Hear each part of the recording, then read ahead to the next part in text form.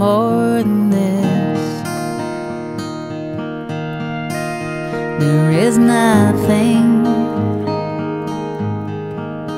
more than this. Tell me one thing more than this.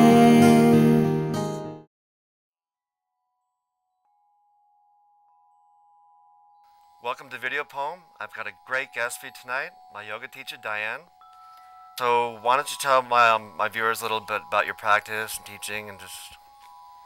Well, I've been practicing for about 15 years, probably longer. Probably 17 or 18 now. My daughter is 23, so since she was about 10.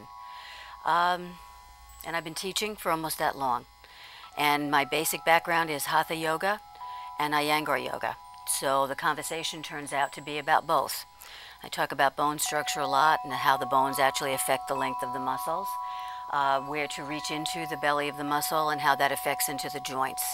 And the Hatha part is just the depth of the work that we do. The Hatha is connecting the mind and the body and connecting the breath with the movement. And the Hatha is actually the structural part of it. It actually causes the flow and then to go back again to the Iyengar version. So there's a... So what made you come to the yoga at that time, just like 15 years? So obviously this wasn't something that you did as a kid. You know, no, yeah, I think it was something that I did as a kid. I think it was always something that I did, you know, hanging upside down on the monkey bars or just in the way I would run. I think my mind was always telling me exactly the position I was always supposed to be in to get the fullest effect out of the whole thing. So you found like a natural extension from that? Because you mentioned Always. like in class like how we can do certain postures like that that are hard for us, like where it's easy for a baby. Sure, there's the happy it's like, baby like we pose. forget. Yeah. So a lot of yoga Yes. is also like Yeah. learning about remembering. Mm-hmm. Yoga is always about remembering. So every posture can bring you back into some memory in your body. So, you know, if you have a sore shoulder or a sore hip, it suddenly opens up during yoga, but it gives you access to the memory that caused the soreness or caused the discomfort in that particular part of your body. It's also interesting too. It's like it's remembering, but also forgetting, because you bring that up in the class too. Not necessarily forgetting, but the letting go is a big concept. I think it's more the letting go or the forgetting about the future, so that we're in the moment. If you've got the memory, a cell memory going on, then you're not so focused on what comes next. You're just focused right there, right now. That's what causes the mind-body connection. You got your breath, you got that moment, you got a memory from the past. Now you can choose to do something different in the future. Which would bring us to stillness. You bring that concept up. Yeah, you get kind of quiet. You get what quiet is, and in that because it's kind of hard, like the memory and the forgetting. I know with me, I've got like chatter. Like I know a former teacher called it the monkey. Okay, I've heard that before, but usually it's on your back. Yeah. You know? Yeah. Well, maybe yeah. Back, shoulder. Yeah. Well, wherever it is. The yoga to yeah. clean that out. Mm-hmm. Yeah. But something about like how focusing on the breath. You mentioned like the breath is your friend. Mm-hmm. Interestingly enough, it's become my best friend. I don't remember growing up ever really having like a best friend except for me. So it always seemed like that was the evolution. That was the way my life was supposed to go. You know, to this point now, having this conversation about breath and making friends with it. Come forward into plank position. Bring your shoulders over your wrists first and then wiggle your feet back. Lift your hips higher, and engage your belly. So one of the postures that we actually embark upon during our transition from summer into fall, retract your shoulders more, and lift your belly forward, and tailbone descends between knees. As we move through the transition of summer into fall, and it's clearly happening, clearly connecting. You know, when you were out in October, did you happen to notice the stars changing up in the sky? The Big Dipper is getting bigger and it's more in view. And the stars have definitely shifted, and it's getting cooler at night. It's getting cooler. Retract your shoulders. And so one of the reasons that we actually take a look at the skies and we take a look at the earth causes us a little bit more stamina. So we begin to notice our lack of strength here. Use your hips here, everybody. And so with as much work as it takes to actually open up those hips, please join us in plank position. We're in plank position. Take a deep breath in. And now exhale, fold to downward facing dog. Lifting your hips all the way up. Stretching your tailbone up to the sky more. That's it. Let your head go. Look back between your knee joints. And again, taking the bend out of the knees, pressing the heels as far back and down into the floor as you can. taking the femur bone, the upper thigh bone, and pressing it back into the center insertion of the hamstring muscles, of which you have three. The outer thigh, the outer hamstring, inner hamstring, and the internal hamstring, all three which meet right at that sit bone. So as it reaches right up into the sit bone, take the femur bone and press it back until your tailbone up higher. Take a deep breath and move forward into plank position. And then it's like also like being the yoga teacher though, helping people like not to be afraid. Like sometimes like that letting go. Like sometimes like I'll be in class and I won't even have a problem, but I still can't let go. And then I find like if I go in on that breath, then all of a sudden like that thought kind of like fades away. Most people have difficulty exhaling. The exhaling is very hard. That's even a let go. You know, it's even taking that moment like, you know, totally exhale so that it moves you. It's, you know, the inhale clearly gets you to the future, but the exhale helps you let go of the past. That gives you that moment, that defining moment. So, you know, how when you have new students coming in, so like how do you like judge or not judge, but like, you know, help them to get started? Well, you know what I mean? Like, 'cause everyone comes in at different levels. I found like one of the beautiful things about yoga is like how people they come, then they're gone for a while, and then they're back. You know, and you always welcome them back in. Oh, you're back, and it seems like they never had left. And they never really have left. You know, they've gotten something that they can bring out there with them, and it keeps them buoyant until they really need to come back to practice again. The reason that people can come into my classes and always feel not only welcome but that they can do the work is because the postures never really change. It's just the depth of the work that changes for them. Well, you were saying like yoga's about 5,000 years old? At least 2,000. You know, an ongoing thing. Ongoing. Been on forever. Well, how long have we been breathing? Yeah, You know, as long as I've been alive. Yeah, right. As long as I've been alive, right. And how long have you been aware of your breath, Bob? That's well, when you I really had became. asthma as a kid, so... Yeah. So you were really aware of your I actually lack started of doing breath. yoga when I was 15. No kidding. You know, it was like me and my mom like bring me to the teacher down at the Y or whatever like place. Like I was like the little kid then, not little kid but 15 and stuff.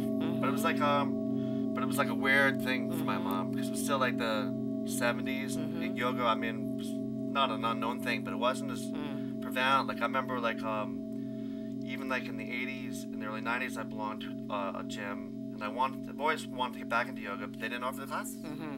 Whereas when I rejoined the gym about 8 years ago, often like every gym had not just one yoga class, but like different times. So you could find like, you know, if you needed it in the morning or like night, and all of a sudden like I just found myself personally back into it. Because, you know, like they offer them every day. So I was able to like do it 3 or 4 times a week. That's usually like my schedule. That's the mainstream of it, you know. They fit it into a 55-minute class. I mean, appropriately speaking, it ought to go an hour and 15 minutes. It ought to go your whole life, you know. Every moment that you move, every movement that you make could be a yoga move. That's just the way, you know, that's just life. And you said you found really no difference between like teaching in the gym, let's say like a private studio, or? There is a distinction, you know. Private studios, you might have an altar, you might have incense. In the gyms, they don't want you to burn incense because it's a fire hazard. I don't know. Except for that drip we had today. Except for the drip, the ongoing fountain in that room. Let's hope that it is repaired sometime soon. I think that yoga can be anywhere, you know. I think it's just a matter of who you're being in the moment. It's not where you're doing it, it's how you're being about it. It becomes a prop. It's not a judgment, it's an asset. Just like the mats underneath you are a prop, just like the blocks that we use are a mat. Look at your feet now, yeah? And cause your feet to look like the number 11, have them look exactly the same. And so that the balance begins here. Turn your big toes more toward each other. That direction, good. And now lift them. Take a full breath in.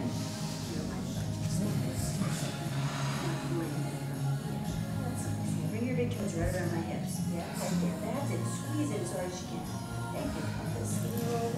Press those quadriceps way back, everybody. Look up at your toes and lift your shoulders and your head higher. That's it. Now, if you happen to see yourself in the mirror, smile. Lift those muscles up as well. Lift them up as well. And why? Because you're doing this. You've arrived. This is all about you.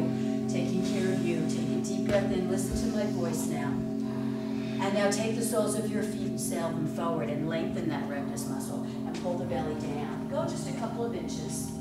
Go a couple more inches. You see this?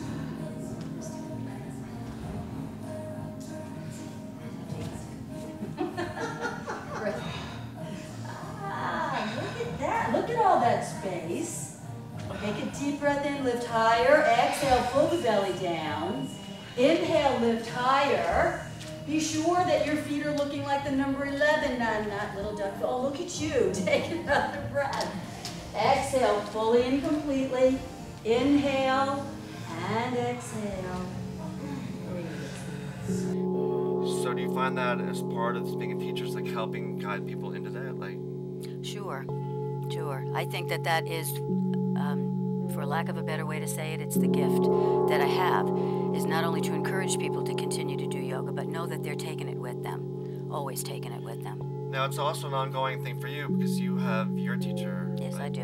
And so you're evolving in your levels, or is that the way to say it? Or? Yeah, I mean, I still don't love doing a handstand freestand, away from the wall. I still have my thing about being up at that wall and having that support me. And, it might always be there, it might not. I know what it is, falling off the monkey bars head first wasn't exactly the best thing to happen, but it causes me to rise up to that level, Now, do you talk to her about like what you're teaching, or is that you keep them separate, or? We talk about the conversations that we have. It is not necessarily the physical practice with me and my yoga teachers. It is about the conversation that we have back and forth. The more ethereal conversations, the more subtleties of things. Have you ever been hypnotized? Actually, no, not hypnotized. It's a very subtle way of working into your past. Well, I also like how in the classes that you teach that I attend, like you focus on also like how the seasons go. Sure. Like right now, like you're talking about, we're doing certain openings because of the fall. And The that's one thing I'm transitions. actually very aware of as a photographer, so very sensitive to the season, how light changes in the season. And it changes in our hearts, and it changes in our view of things, and it changes our inner view of things as well. So like for instance, I don't think I've ever opened a class with pigeon before. Oh. Like, okay, this is different. This is different. I have done that in usually the like past. you lie down Yep. in the corpse pose, Yes. or like Or you begin seated in some, structural, specific, maybe very basic way of starting class. But I say that when, so for instance, beginning in pigeon, you've already woken up, like how can you not wake up when you're in pigeon for the first thing of the day? Well, one thing I like too, like you do in your class too, like there's like a theme starts to become different. Yeah. Like how in the opening, like how pigeon has a certain type of opening, and then we moved into that open and receiving, which actually was what I needed. I didn't know I needed it, but like it opened up my back. So I never come into class with a theme. Really? It just So it seems to occurs to you evolve. like that vibe right there. So I look around, I'll ask people, what do you need today? And generally speaking, no one has an answer. They don't know what they need for the most part. Sometimes they do. And it just seems to evolve from there. And then the whole conversation evolves from there, and it's like a story that starts to unfold. So if you begin in pigeon and then you become a flying warrior, like, how did that all happen? But that all happens out of the summertime, The warriors, the Surya Namaskars, the sun salutations, that's the spring-summer salutations. Right, because you're talking about bringing up certain postures now, like saying how obviously with fall and winter we turn inward. Yes, we do. We do. We get cold, we have to turn. And so where would, say, the Buddha have turned, in the cold weather? Not necessarily his home, because there wasn't much heat there, just as outside, but you turn inside yourself to look for that warmth. I mean, that comfort that comes from your own heart, your own self-esteem, your own well-being of the inside of yourself. Let's take a deep breath and now roll yourselves to your right side into a fetal position. So pull yourself up into a fetal position, get quiet, and stay still. So we have this tendency, stack your shoulders, please, your hips, your inner knees, and your ankles, and close your eyes. And we have this tendency to consider that another woman in our life is our best friend. We just do. Or maybe there's a man in your life that's your best friend. But I'm here to tell you differently, it actually is your breath. Listen to the sound of your own breath. Using the sound of your own breath to get what quiet is all about. And to stay still in this sideways fetal shavasana. Get to know your own breath as your best friend. Take a deep breath in and exhale. And inhale and breathe into that space behind your heart. Pull your knees up deeper and deeper still. And use the palm of your left hand to help bring you to sit. Roll yourselves over your ankles and stretch back once again into downward facing dog. So are you a Buddhist yourself, or is that... I like to practice what the Buddha has taught me. Right, would you want to officially call yourself a Buddhist or something? No, I wouldn't say that I go to a temple. I wouldn't say I practice any religion. I practice what feels good to me. I practice, I practice all of the yamas and the niyamas of yoga. And not lying, not You said- stealing. Being honest with yourself, being truthful with the world, being truthful with yourself. So all of those things come to mind, listening to my breath, listening to my mind stuff, knowing it's just about, okay, it's just in the moment, it's just my mind. So it's more of an intuitive thing for you? It's like kind of comes up like from doing the Hatha Yoga and then also like the Buddhist concepts. Although, I guess, and also like from what you read, because you bring in some books sometime, that's kind of cool too. So. Yeah. But then again, it's just kind of in the moment. I'd like to open a bookstore very soon. And you have a business now? I do. I have a private business. People come to my home and they come and we do some private work. Is that in doing yoga? Yes, work, doing or, yoga. What's the name of your business? Moving Strength. And if people were interested, how would they contact you? Or My cell phone number, do you want me to say that live here now? Is 914-450-4299. And my home number is 914-723-5918. And I have an email number, which is DBMS, which is Diann Burro Moving Strength at 46 at AOL. So how does that work? Like they call you up and you set up a consultation, or? Yeah, I certainly would like a consultation. I think it's important that people express what their fears are. And generally speaking, when we set up a time, it's usually about an hour and a half. And the first 15 or 20 minutes or however long you want to, we could just sit and talk. Because as I say, yoga has a lot to do, and I will say this again, has everything to do with listening to what a person needs and actually get them to hear what they're saying. Which is interesting because that was like a big topic in the last week's class, which we'll be showing some footage from. So maybe you could talk more about that, listening. Okay. So listening is about listening into the future. When you hear something, you probably hear your mother saying it to you 45 times. So you could say, yeah, that's a good 145 times. Or someone else in your past. I always remember my mother telling me you could not wear black.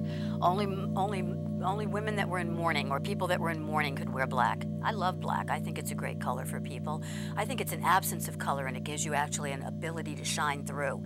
However, whenever I put black on, I still hear my mother saying, you shouldn't wear black. Now, if somebody said that to me now, the listening is, it has nothing to do with my future. I heard what you said, and I'm wearing black anyway, and I can move into the future with it. So it's just a simple idea. That's kind of interesting, like saying that in the future, almost like not letting people, intimidate you, or like they used to say, put their chip on you. Yes, or I could have you in a flying warrior pose, and someone is yelling from the back of the room, I can't do this. And yeah, you can. Well, I thought it was interesting today too, like you were talking about tears, and then you were saying, but also in your practice, when you're at your teachers, you don't escape having an emotional outbreak. Yeah. Yeah, I think it's a great thing to be able to express your emotions and just allow them to be because out. you've said before, like how you don't ask any of us to do anything that you wouldn't do yourself. Absolutely. Absolutely. Which is kind of key. I know that helps me because sometimes it's a little painful. The education that I get on my own mat is all that I request from the participants in my class. For you, I could name, hundreds of people that have been in my classes. That's my biggest request. There is an education to be found within that 6 foot, 2.5 foot mat. Find it for yourself. Find an education there. And plus, you were saying like how you'd like to have people take something out with it. Sure. Because I know I've taken it with other teachers, and they don't bring that concept up. Why not? I don't know why not. I don't know why they don't. So I like taking what I leave from your class. Sure. And in some way, shape, or form, I get people coming back to me telling me, I heard your voice. I heard your voice when I realized I was doing something that I'd never been able to do before. And that to me is my acknowledgement, That means more to me than $300 an hour doing a private session. It has nothing to do with money. That means that they actually got something for themselves and they know they can move more forward in their lives. So do you find that a lot? Students coming up to you asking, like saying they after doing yoga for a while that it helps them rediscover certain aspects of themselves? And more and more. So it helps They them to go rediscovered, further. yes. Which kind of gets back to those those beautiful ironies that you find in yoga, like saying, like, we're in the present and we're not worried about the future, yet it helps us go into the future. You know, I have actually requested people not to come into class for a while and go out and do something else. You know, some people come in every day as often as they can. I know they're taking other classes, and you know, it's too much. There are other things in this life that need to be done. Take what you have now, go out there and do something with your own gift. That's the whole work of the yoga, is to discover what your purpose really is here in this world. So you would Transition, the work from summer into fall becomes evident in our need for strength. So in the summertime, it's all about heart openers and back bending. And in the wintertime, it's all about strength and endurance. Take a deep breath in, lift the heels of your feet over the balls of your feet now, and tilt your tailbone way up to the sky. Tilt the tailbone way up to the sky. And now bend your knees. Now with intention, bend your knees as low as your ankles, and lay those low ribs deeply on the inner thighs, and tilt the tailbone up more. Tilt the tailbone up more. Good. Now look up at your hands. And now come forward into plank. Now by moving your hands, by wiggling your feet back behind you. Reach the crown of your head more forward. Are you noticing where strength needs to be acquired today? You're on camera. Don't you want to be on camera in plank? Because I thought you might. Take a deep breath. And now come down to your hands and knees. Cross your ankles and sit back over your heels. Stretch your legs out in front of you. Yeah. Roll over your ankles and stretch your legs straight out in front of you. Scoot your sit bones to the heels of your feet and bend your knees and roll flat to your backs. Scoot your sit bones to the heels of your feet and roll flat to your backs. Keep your knees bent and bring the heels of your feet as close to your sit bones as you can. I use the word scoot, and that's not necessarily a yoga word, so it confuses everybody. Press your shoulder blades down into the floor and feel the width of your collarbones. And now reach your hands all the way long and search out the heels of your feet. So listen now, just as your chin, Terry, just as your chin fits into the notch in your collarbones, and just as your knees fit into your armpits, the space between your index finger and your thumb fits right around the heels of your feet. So keep walking your heels in until that happens. Palms are flat on the floor and they look just like this.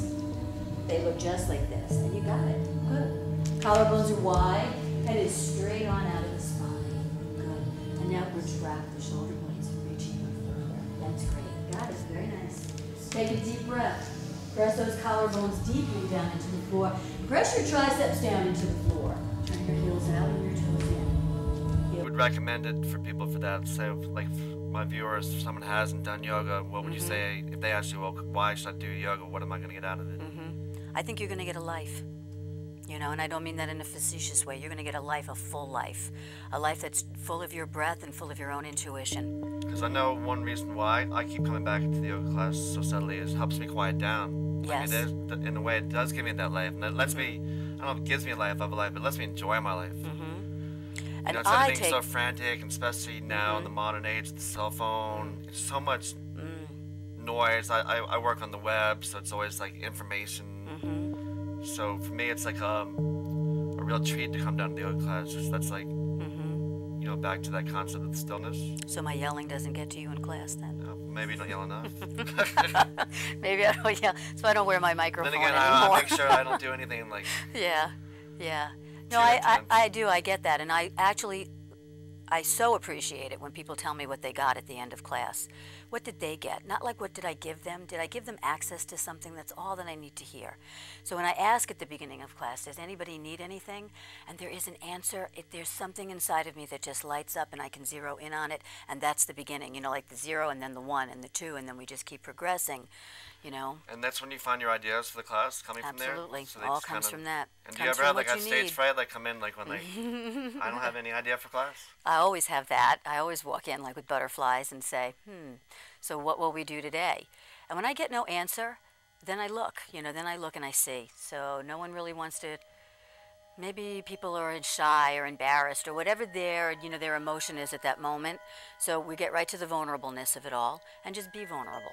And then be compassionate with yourselves and let's move past that and just see what we can squeeze out of all of this. So that's like the concept of the yoga teacher as a guide.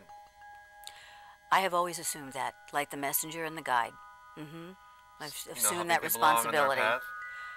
Yes, you know, tell me where your path is. Tell me where you are. Where's your spirit, you know?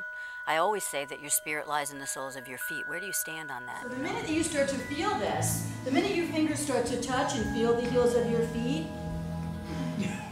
I'm going to do it for you, okay? Bring your heel. You're starting to feel that? Right there is where your heel can go. Yes? Same thing with the other hand. Yes? Let's see. There you go. Take your feet wider. Take your feet wider. Both of them. Good. Good. Now take a deep breath in. Nice wide collarbone's heart is open. Lift your hips as high as you can.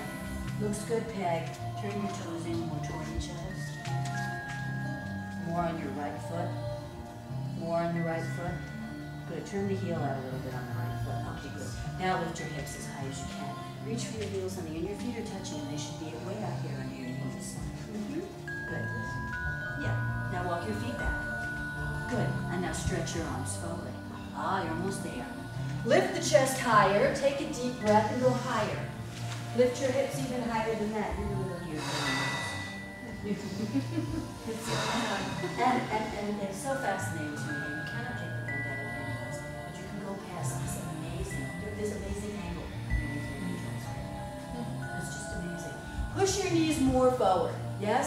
And so in essence, the more you're able to push the knees forward, the more the hamstrings will ignite. Don't let the buttock muscles get involved because they actually just let them fall off the bone.